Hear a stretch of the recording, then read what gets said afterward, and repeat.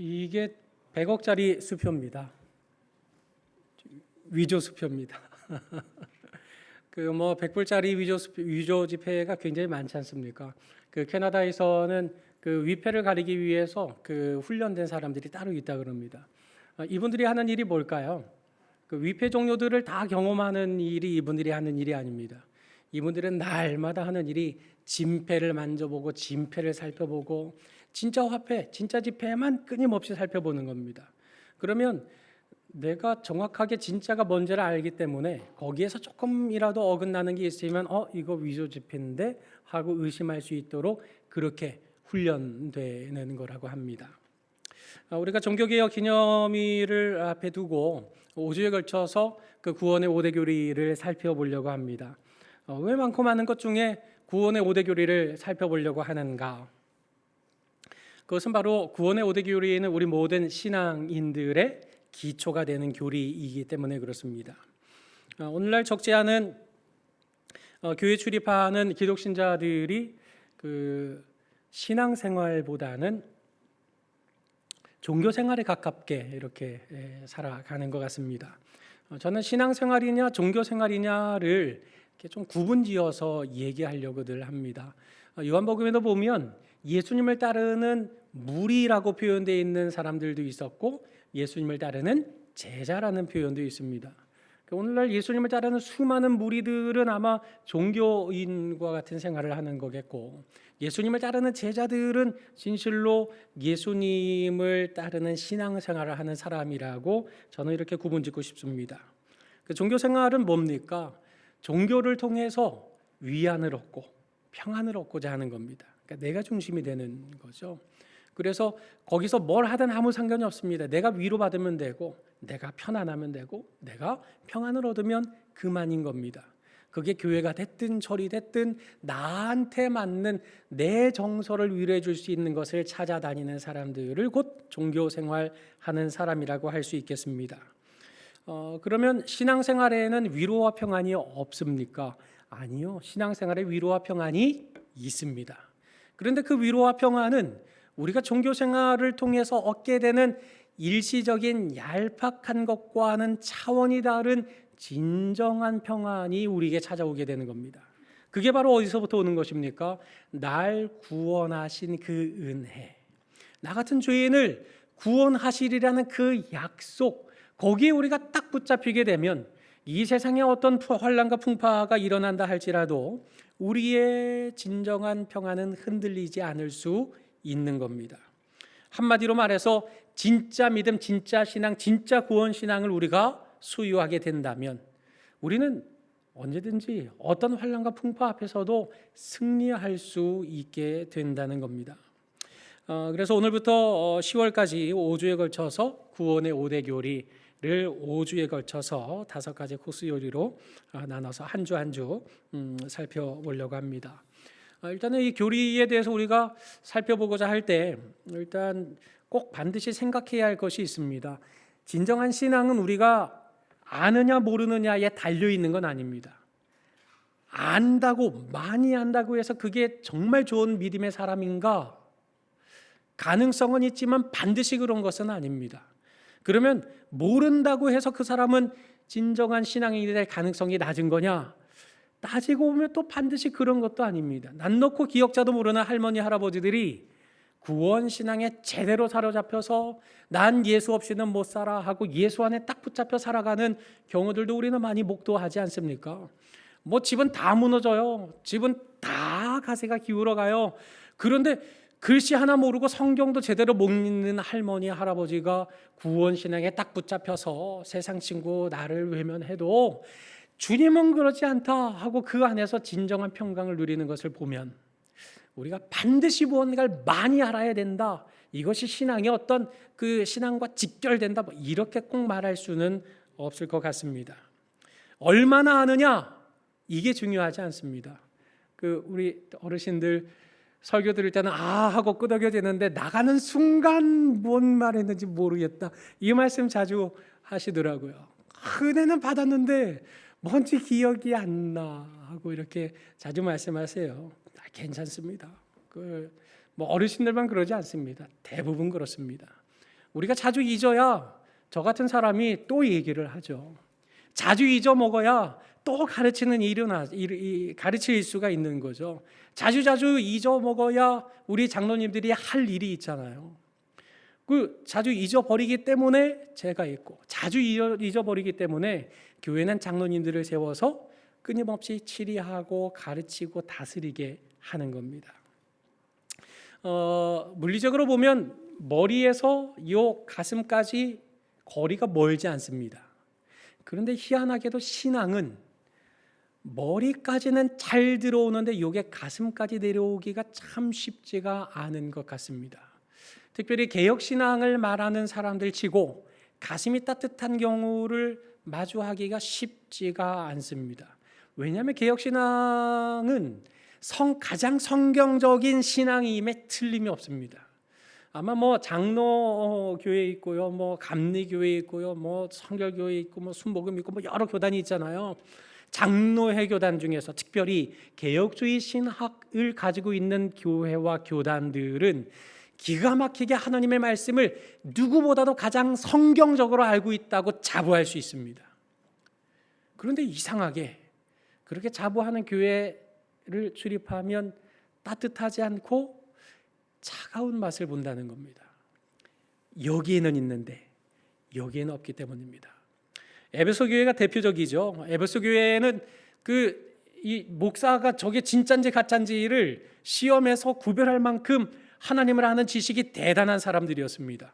그런데 책망받은 게 뭐였습니까? 첫사랑이 없다. 첫사랑을 잃어버렸다. 여기에는 있는데 여기에는 없는 겁니다. 우리가 하나님을 안다는 것은 무엇입니까? 하나님을 안다는 것은 여기에 머무는 게 아니고 여기에 머물러서 정죄하고 판단하는 데 있는 것이 아니라 여기에 있는 지식이 가슴을 뜨겁게 만들어서 내가 어떤 존재인지를 깨달아 알고 이 사람이 어떤 존재인지를 깨달아 알아서 우리 모두 다 하나님 앞에 구원받아야 될 사람들이구나 라고 따뜻한 마음으로 가는 것, 이게 진짜 신앙인 것이지 여기에 머물러 있는 게 진짜 신앙이 아닌 겁니다. 우리가 교리를 공부하면서 주의해야 될 부분이 이겁니다. 나는 이거 알고 있어가 중요하지 않습니다. 그 알미 나의 가슴을 어떻게 불태우는가, 그 알미 나를 어떻게 말씀 앞에서 정의하고 있는가, 그 알미 내 앞에 있는 형제자매를 어떻게 정의하고 있는가, 이게 더 중요하다는 사실입니다. 존 파이퍼라고 하는 개혁주의 아주 대단한 목사님 계십니다. 존 파이퍼 목사님 책은 뭐든 사서 읽으셔도 정말 다 은혜로운 책들입니다. 이분이 이런 말씀을 하셨어요. 하나님 사랑하기보다 하나님에 대한 공부 사랑하기에 빠지는 함정을 주의하라. 무슨 말인지 아시겠죠? 하나님에 대한 공부를 통해서 나 이만큼 알아, 내가 이만큼 성경적으로 지식을 꿰뚫고 있어, 요거 갖추려고 공부하지 마라 이겁니다. 왜 우리가 머리에 지식을 채우는 겁니까? 가슴으로 사랑하기 위해서입니다. 이와 같은 사실을 우리가 기억하고 우리가 이 구원의 5대 교리에 대해서 살펴보아야 되겠습니다. 구원의 5대 교리는 저렇게 기록되어 있습니다. 우리 한글 같이 읽어보시죠. 시작. 전적 부패, 타락, 무조건적 선택, 제한 속죄, 불가항력적 은혜, 성도의 견인. 이 다섯 가지가 구원의 가장 기본이 되는 5대 교리입니다. 이것을 영어로 표현할 때 그 영어에 있는 제일 앞에 있는 두 문자를 가지고 글을 만들면 튤립이 되죠. 그래서 이 구원의 5대 교리를 튤립 교리다라고 설명을 하기도 합니다. 그런데 튤립 교리를 만든 건 칼빈은 아닙니다. 칼빈은 원래 프랑스 사람, 그래서 칼뱅이라고 부르는 게 맞죠. 이 칼뱅의 신학이 미국으로 건너오게 되면서 1932년입니다. 그 로레인 베트너라고 하는 사람이 그 칼빈주의 예정론이라는 책을 써요. 거기에서 사람들에게 잘 알리기 위해서 두 문자를 사용해서 튤립 교리라고 하는 것을 처음 명시하게 됩니다. 그리고 나서 이제 1963년에 이제 두 사람의 저자가 공조를 해서 이 칼빈이 가지고 있는 5개의 핵심 강령이 뭐냐, 이거를 쓰게 됩니다. 여기에 1932년에 기록된 그 튤립에 대한 내용을 이 책에 딱 수록을 하면서 우리에게는 튤립 교리라고 익히 알려지게 된 겁니다. 그러면 왜 우리가 이렇게 5가지의 구원에 대한 교리, 강령이 어쩌다가 이렇게 만들어지게 된 것입니까? 그냥 가만히 있다가 야 우리 5개 한번 핵심이 뭔지 만들어 보자 이렇게 만든 거는 아닙니다. 항상 무엇이든지 교리는 만들어지게 되면 만들어지는 배경이 있는 겁니다. 일단 교회사에 보면 우리가 잘 알고 있는 알미니안이라는 사람이 있습니다. 이 알미니안을 중심으로 해서 그 알미니안주의자들이 하나님의 주권에 대해서 의문을 제기합니다. 인간의 자유의지가 정말 이거밖에 안 되는 거 맞냐? 무조건적인 예정 진짜 그런 거냐?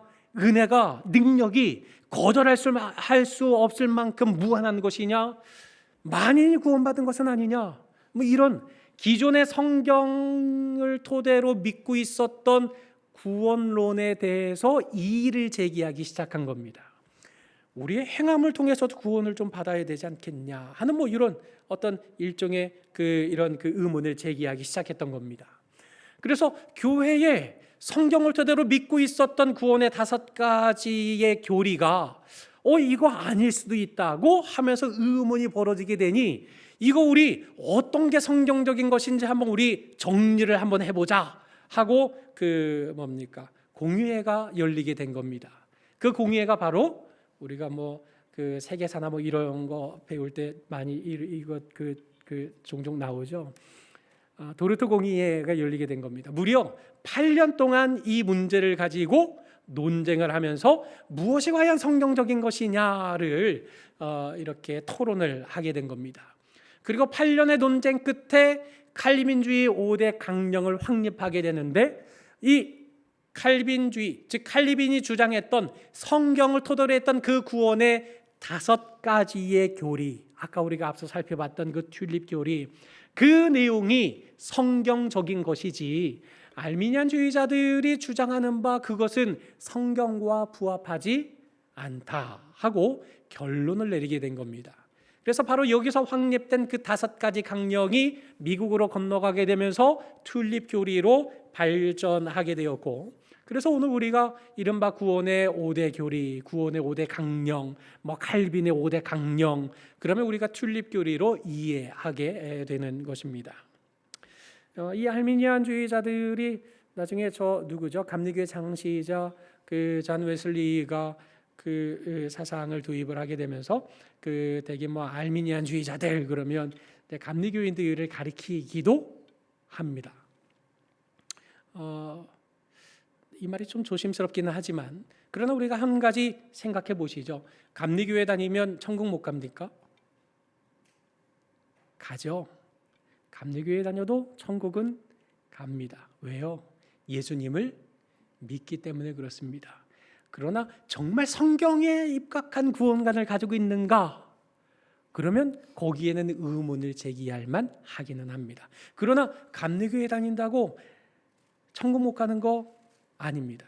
그러니까 이런 지점에서 우리가 보다 더 성경적인 구원관을 소유하고 있는 존재이기는 하지만 그러나 천국 가서 만날 사람들 향해서 손가락질하면서 너네는 잘못된 구원관이야 하고 이렇게 폄하한다면 그야말로 요거는 뛰어난데 여기에 뜨거운 가슴이 없게 되는 문제가 발생하지 않겠습니까? 아무튼 우리는 이런 지점들을 좀 조심할 필요가 있습니다. 어찌되었건 우리는 오늘 구원의 첫 번째 교리, 전적 부패, 전적 타락에 대한 교리를 살펴보려고 합니다. 부패냐 타락이냐? 어떤 책에는 타락이라 되어 있고 어떤 책에는 부패라고 되어 있습니다. 부패냐 타락이냐 이 두 가지는 강조점이 조금 다릅니다. 부패는 우리가 완전히 죽은 자인 까닭에 무능력한 존재를 강조하고 있다면 타락은 기어이 죽을 자리를 찾아서 기어이 그 자리를 향해서 가는 그런 행위를 타락이라고 우리가 보통 설명을 합니다. 그래서 우리 인생에게 있는 본성, 사실상 이미 죽은 자와 방불했기 때문에 더 밑으로 내려간다 이런 것들은 우리가 생각하기는 쉽지는 않은 일이지만 그럼에도 불구하고 그런 극악한 성향을 말할 때에는 부패보다는 타락을 말하기도 합니다. 아무튼 전적 부패, 전적 타락 의미상으로는 별반 다르지 않다는 겁니다. 놀이동산에 우리 아이들을 데리고 갔을 때죠. 어렸을 때입니다. 첫째는 키 커요. 그런데 이 아이는 놀이기구 타는 걸 대단히 무서워합니다. 둘째는요, 뭐든 다 탑니다. 겁이 없어요. 막 사람들 숨 넘어가고 하고 숨을 들이마시는 순간에도 재밌어, 너무 좋아, 막 난리가 아닙니다. 둘째 어디 있죠? 어디 있어요? 네. 둘째는 그래서 놀이동산 가면 아주 본전 다 뽑고 오는 친구입니다. 그런데 어렸을 때는 왜 어린아이들 키재잖아요. 그 타기 싫어하는 첫째는 키가 되는데 타고 싶어하는 둘째는 키가 안 되는 겁니다. 그러다가 제 아내가 묘책을 냈죠. 겨울이었는데요. 부츠 안에 이거 수건 같은 거 좀 깔면 키 높아지지 않을까? 제 아내는 천재입니다. 통과했어요. 근데 통과하고 보니까 아이가 부쩍 키가 컸더라고요. 부츠를 신어서 그런 것인지는 모르지만 키가 그 기준선에 훨씬 더 넘어선 거예요. 그 수건 안 깔아도 될 뻔했어요.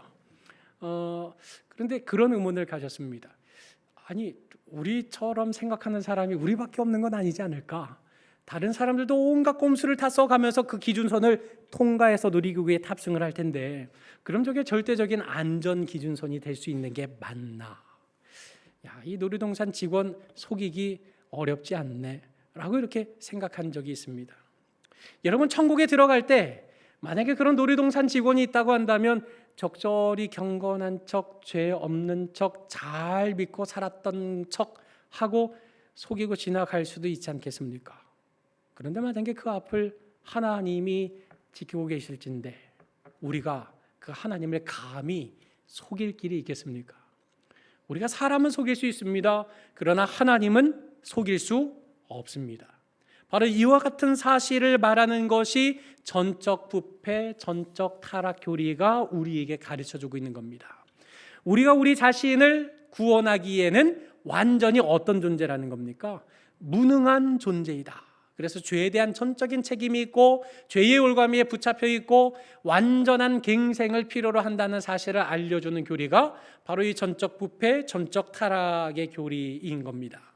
그럼 이 전적 부패, 전적 타락이 우리에게 강조하고 있는 것은 두 가지입니다. 일단 넓게 보이는 관광 렌즈를 이 전적 부패, 전적 교리, 전적 타락의 교리에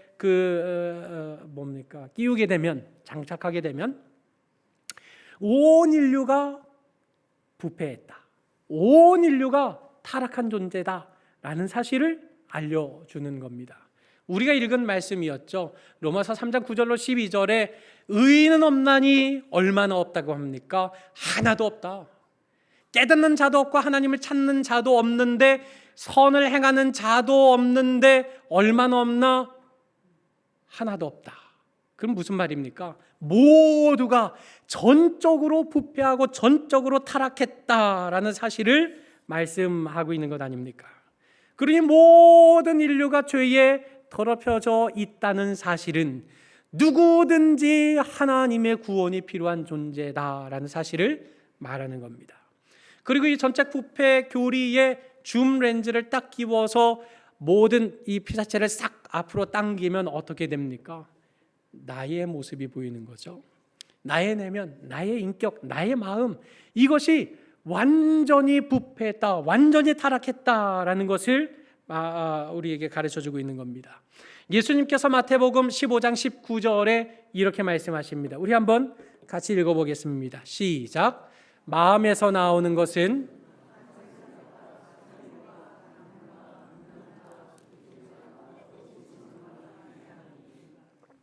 마음에서 나오는 게 뭡니까? 좋은 게 없습니다. 다 나쁜 거다. 너희 마음에서 나오는 건 그럴 수밖에 없다. 왜요? 전적 부패, 전적 타락한 존재인 까닭에 그렇다는 겁니다. 사도 바울도 로마서 8장에서 이렇게 말합니다. 육신의 생각은, 여기서 말하는 생각은 어디에 있는 겁니까? 마음에 있는 그 생각을 말하는 거죠. 육신의 생각은 어떻습니까? 하나님과 원수가 된답니다. 하나님과 원수가 된다는 것이 무엇입니까? 여기 말씀에 보니까 지금 하나님의 법에 굴복하지 않고 또 굴복할 수도 없다. 육신에 속하는 자들은 하나님을 기쁘시게 할 수 없다. 왜요? 다 부패했으니까요. 다 타락했기 때문에요. 그래서 우리는 우리 자신이 결단코 선하지 못한 존재다라는 사실을 말하고 있는 것. 내 앞에 보이는 이 많은 사람들도 부패한 존재이지만 나 역시도 저들과 아무 다를 바 없이 부패한 존재다라는 사실을 가르쳐주고 있는 것이 전적 부패, 전적 타락의 교리인 겁니다. 자, 그렇다면 우리가 한 가지 생각해 볼 수 있죠. 아무 선도 행할 수 없다는 말입니까? 일전에 목요전도 대회 할 때 한번 저 풍림 아파트 쪽으로 따라 나갔습니다. 그래서 전도지 일을 돌리다가 거기에 하모니마트가 있는데 할아버지 한 분이 쌀 10kg였던 것 같아요. 쌀 포대를 들고 막 힘들게 횡단보도에 서 계시는 거예요. 할아버지 어디 사세요? 풍림 아파트 사신대요. 제가 그거 들여다 드릴게요 하고는 대신 들어다가 아파트까지 이렇게 들여다 드렸어요. 집 앞까지 갖다 놓으려고 했는데 그 전도지 들고 있는 거 보셨잖아요. 집 들통나면 막 이렇게 신방 오고 교회 오고 막 이렇게 말씀하실까봐 그러셨는지 아무튼 여기까지면 됐다고 하는 거 엘리베이터까지 이렇게 실어다 드리고 왔습니다. 저 제법 착하지 않나요? 선하잖아요. 저 좀 착한 일 해서 뿌듯했던 시간이었습니다. 여러분, 우리가 이렇게 선한 일, 착한 일 할 수 있지 않습니까? 그 전쟁터에서 전우를 구하겠다고 자기 몸을 던져서 수류탄을 덮는 경우 우리 보지 않습니까? 지하철에 선로에 빠진 사람을 건져내고 자기가 대신 죽은 그런 선한 의인도 우리는 발견하게 되지 않습니까? 우리 선한 일 할 수 있습니다. 그러면 전적 부패했다는 말은 무슨 말입니까? 전적 타락했다는 말은 그럼 우리가 정말 아무 선도 행할 수 없는 그런 존재라는 사실을 말하는 것입니까? 결코 그렇지는 않습니다. 우리도 선을 행할 수는 있습니다. 그런데 그 선함이 어떤 선함입니까? 주관적인 선함, 상대적인 선함, 한정적인 선함이라는 겁니다. 예를 들어 여기 원당 중고등학교 있는데 돌을 씹어 먹어도 삼키고 소화해낼 수 있는 아이들이잖아요. 그 아이들 앞에 우리가 전도하겠다고 매일 들소생은약 한 통씩 떡볶이 이렇게 만들어가지고 아이들한테 막 한 그릇씩 공짜로 막 나눠줘요. 아이들 배고픈데 간식 주죠. 그리고 그 아이들 그거 먹고 또 예수 믿으면 얼마나 복된 일입니까? 열심히 부지런히 매일 날마다 무료 떡볶이를 막 그 앞에서 학교 앞에서 막 나눠줘요. 우리 입장에선 착한 일이죠. 근데 이 밑에서 떡볶이 장사하시는 분들한테는 우리는 참 나쁜 놈들이죠. 장사가 안 되잖아요. 우리가 떡볶이를 공짜로 나눠주니까. 상대적인 선인 거죠. 우리가 행할 수 있는 선이 바로 그런 선입니다. 우리가 하는 것 우리한테는 좋을지 모르지만 그 어떤 누군가에게는 좋은 일이 될 수 없는 그런 한정적인 선은 우리도 일반 계시를 받은 그 영역 안에서 얼마든지 할 수 있습니다. 그러나 우리가 하고 있는 그 선함이라고 하는 것은 어떤 선함입니까? 우리를 구원할 수 있는 선함이 아닙니다. 그 선함이 우리의 부패한 본성을 지워버릴 수 있는 선함이 아니라는 겁니다. 그 부패한 본성, 타락한 본성을 극복해내고 자기를 구원할 수 있을 만한 절대적이고 충분한 선이 아니라는 사실을 바로 이 전적 부패, 전적 타락 교리가 우리에게 가르쳐주고 있는 겁니다. 자, 그렇다면 행함으로 구원 얻을 길이 없는 우리, 행함을 통해서 우리의 부패함과 타락함, 죄를 씻을 길이 없는 우리에게 소망은 그럼 어디에 있다는 말입니까? 오늘 에베소서 2장 4절로 5절까지의 말씀을 세 번역으로 제가 화면에 띄워놨습니다. 우리 한번 같이 읽어보시겠습니다. 시작. 그러나 하나님은 자비가 넘치는 분이셔서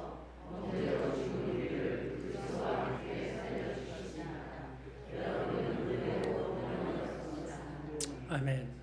우리의 소망이 어디에 있습니까? 그러나 하나님은 우리의 소망이 있는 겁니다. 그러나 하나님은 우리는 아무 선도 행할 수 없고 행함을 통해서 구원을 이룰 길이 없는 존재인데 그러나 하나님은 감사하게도 자비하신 분이시더라. 그래서 그리스도와 함께 우리를 살려주셨다. 그래서 우리는 그 예수 그리스도를 통해 베풀어진 은혜로 구원을 얻은 겁니다. 여러분, 믿음으로 구원을 얻습니까? 은혜로 구원을 얻습니까? 은혜를 인하여 믿음으로 말미암아 구원을 얻게 되는 겁니다. 은혜가 없다면 우리가 무엇을 믿을 수 있겠습니까? 하나님이 일방적으로 베풀어 주시는 그 은혜가 존재하지 않는다면 어떤 믿음을 가지고 우리가 구원을 얻을 수 있다는 말입니까? 그 은혜 때문에 우리가 믿음으로 구원을 얻게 됐으니 우리 죄인들, 전적 부패하고 전적 타락한 우리 교인들, 우리 신앙인들의 소망은 바로 하나님에게 있다는 사실을 말씀하고 있는 겁니다. 그러면 여러분은 죄인입니까? 의인입니까? 요쪽에 있는 김포교회 그 구원파 교회 그 아마 2호 한계열의 구원파인 것 같습니다. 몇 날 며칠 몇 시에 구원받았느냐고 물어요. 당신은 죄인입니까? 의인입니까? 지금 당장 죽으면, 이 자리에서 딱 죽으면 직사하면 천국 갑니까? 지옥 갑니까? 천국 갑니다. 그럼 당신은 의인입니까? 죄인입니까? 의인인 것 같기는 한데 내가 사는 걸 보면 내가 또 의인이라고 하기는 또 좀 그렇고 죄인이라고 말하기엔 또 지옥 갈 것 같고 나는 의인인가 죄인인가? 그때 이제 딱 파고 들어오는 거죠. 우리는 죄인입니까? 의인입니까? 여러분, 마틴 루터는 우리가 중생, 즉 전적 타락 상태에 있다가 예수 안에서 다시 태어난 존재라고 말하면서 이렇게 정의합니다. 그리스도인은 어떤 사람입니까? 의인이면서 동시에 죄인입니다. 거룩합니다. 그런데 불경건합니다.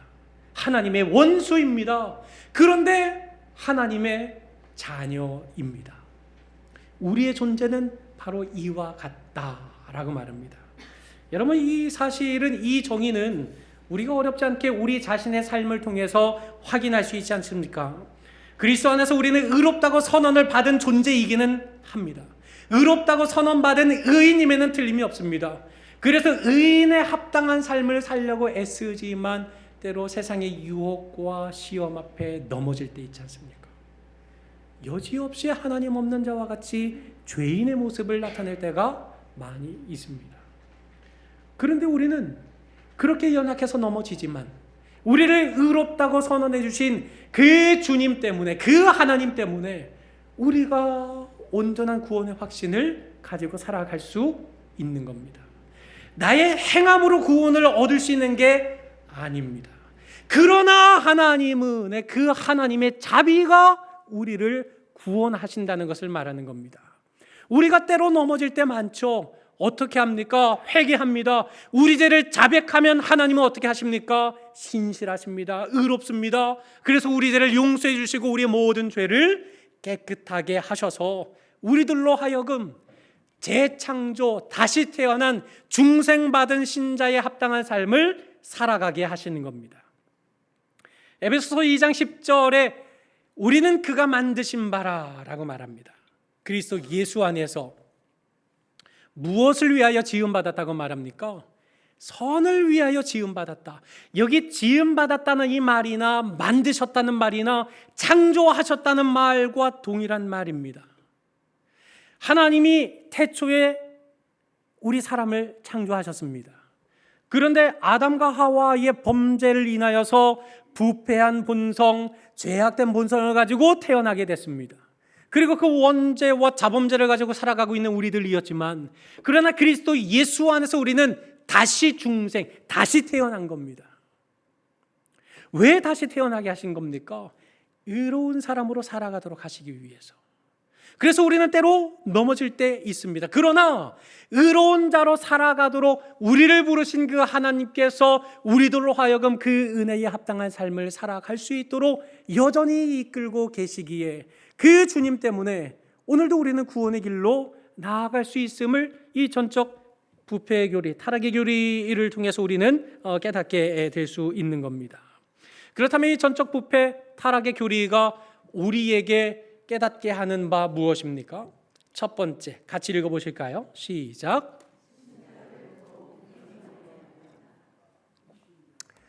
교만해 할 이유가 없는 거죠. 왜 교만할 필요가 없는 것입니까? 왜 이 부패 교리, 이 전적 타락 교리가 우리 신자들을 겸손하게 만드는 겁니까?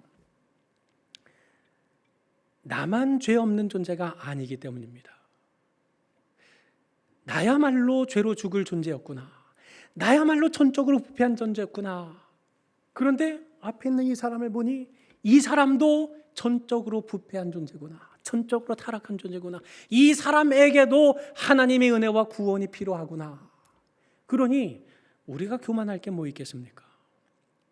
내가 성경 교리를 한두 가지 더 안다고 한들 그게 내가 천국 가는 데 있어서 무언가 어떤 동력이 될 수 있겠습니까? 그것이 내가 천국 가는데 보탬이 되는 어떤 잉여 공로 같은 것이 되겠습니까? 아니요, 결코 그럴 수 없습니다. 앞서 말씀드렸던 그 존 파이퍼 목사님은 이렇게 말합니다. 전적 타락의 교리는 모든 민족과 인종을 겸손하게 만들고 유죄를 선고받은 우리 모두에게 어떤 의식을 갖게 합니까? 절박한 동지의식. 우리가 다 죽은 존재구나. 우리가 다 구원이 필요한 존재구나. 너도 나도 다 그런 존재구나 라는 그런 절박한 동지의식을 갖게 하는데 큰 역할을 담당하고 있다. 한마디로 전적 타락의 교리는 우리를 교만하게 만들지 않습니다. 우리 자신을 더욱 낮아지게 만드는 교리인 겁니다. 그리고 이 전적 타락, 전적 부패 교리가 우리에게 주는 또 하나의 교훈이 있습니다.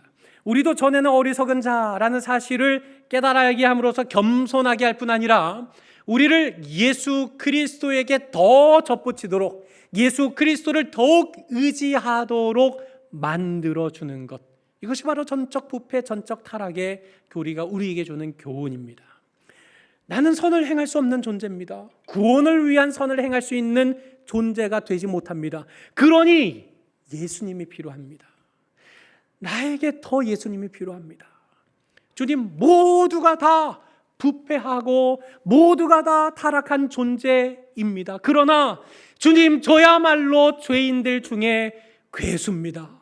저 사람보다 제가 더 주님이 필요하고, 저 사람보다 저에게 더 주님의 구원이 필요하고, 저 사람보다 나에게 십자가의 구원이 더 절실히 필요합니다 라고 예수를 더 의지하게 만드는 교리, 그게 바로 이 전적 타락, 전적 부패의 교리가 주는 교훈인 겁니다.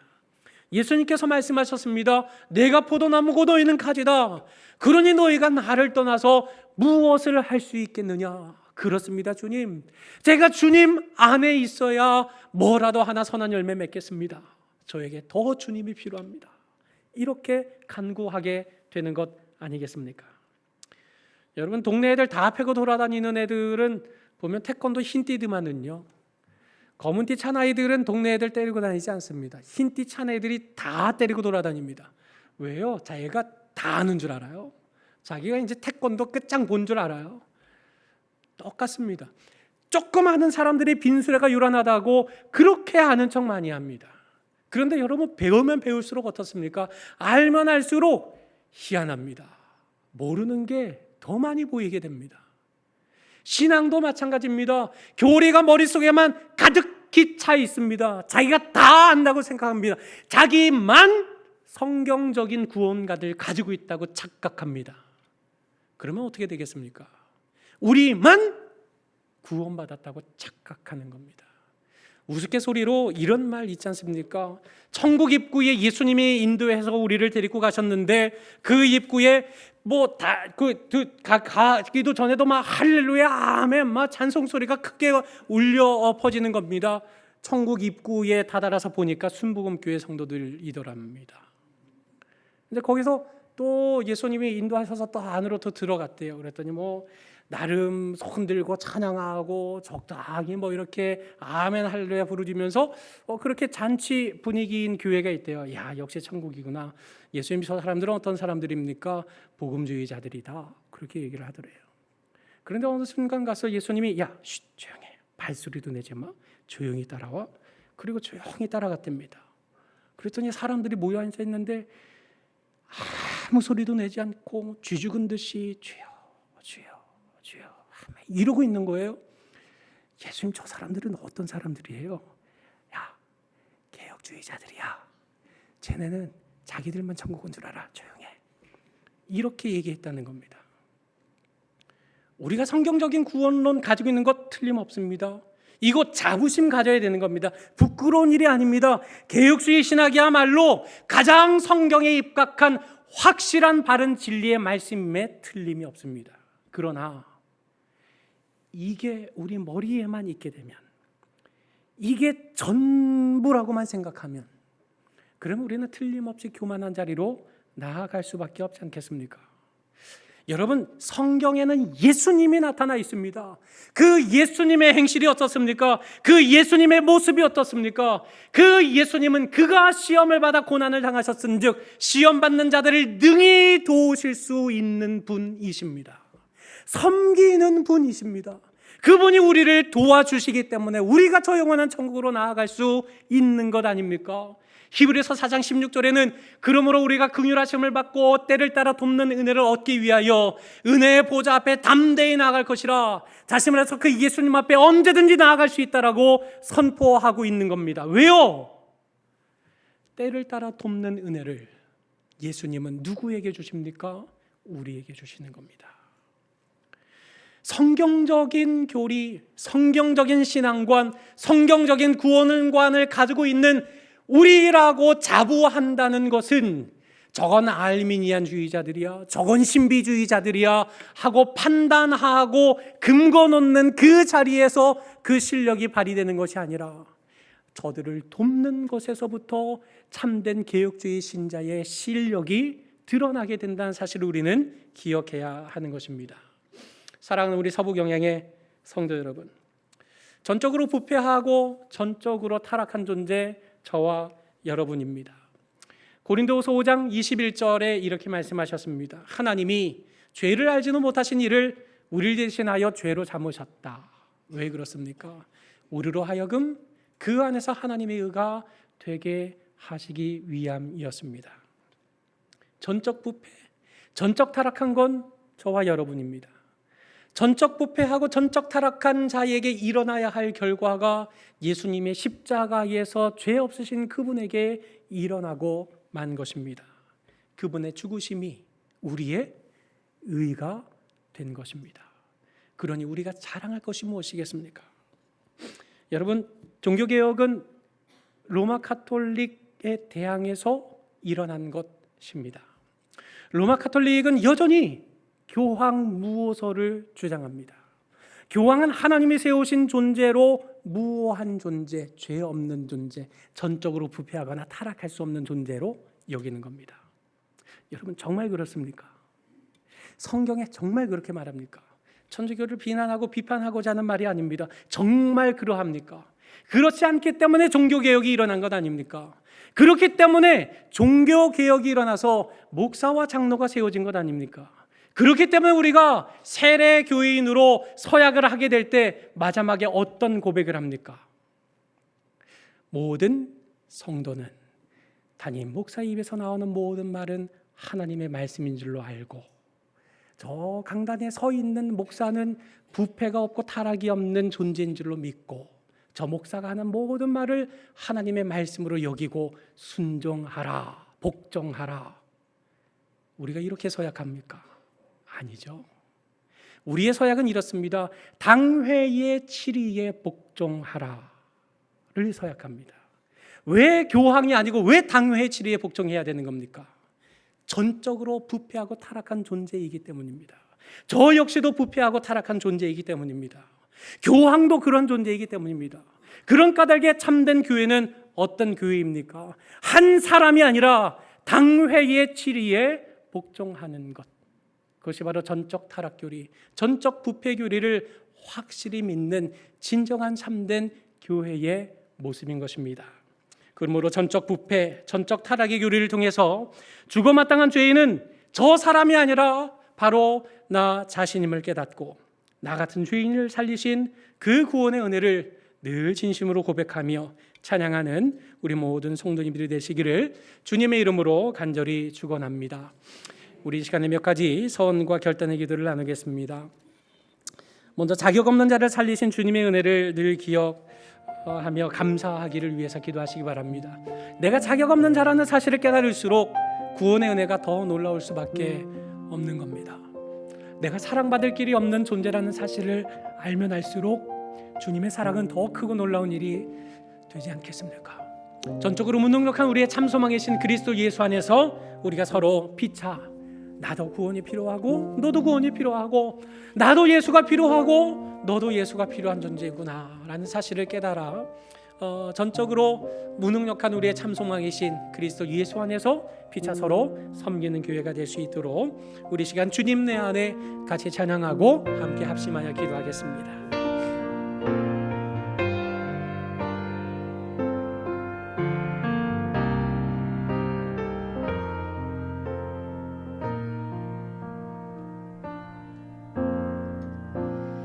언제나 내 모습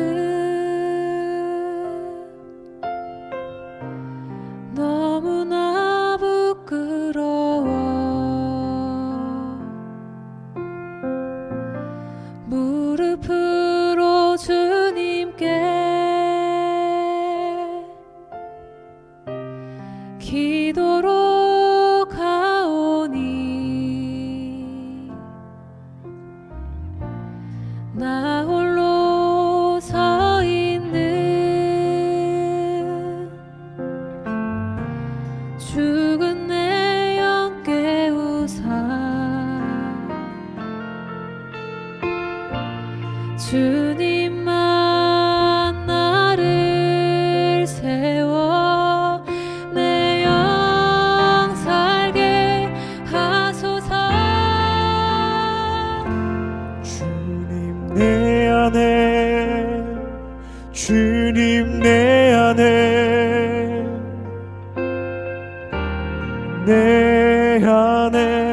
계시고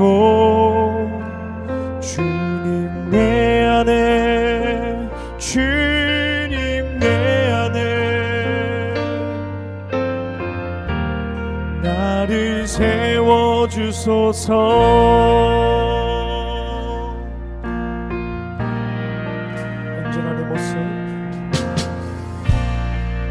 언제나 내 모습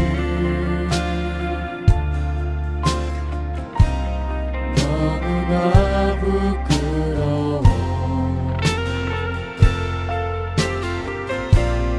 무릎으로 주님께 기도로 가오니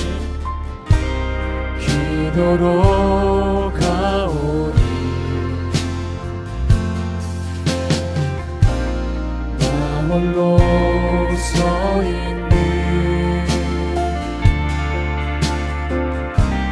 죽은 내 영 깨우사 주님만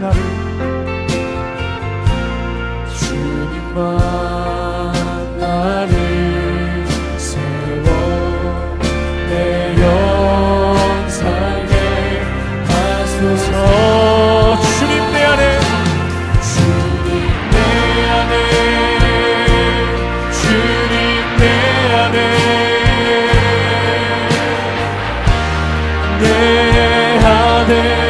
계시고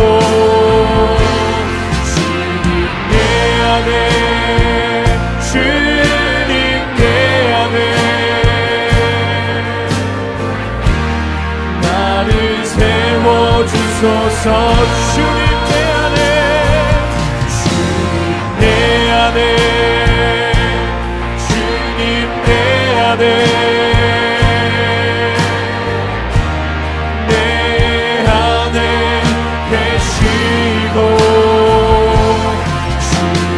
내 안에 주님 내 안에 나를 세워주소서.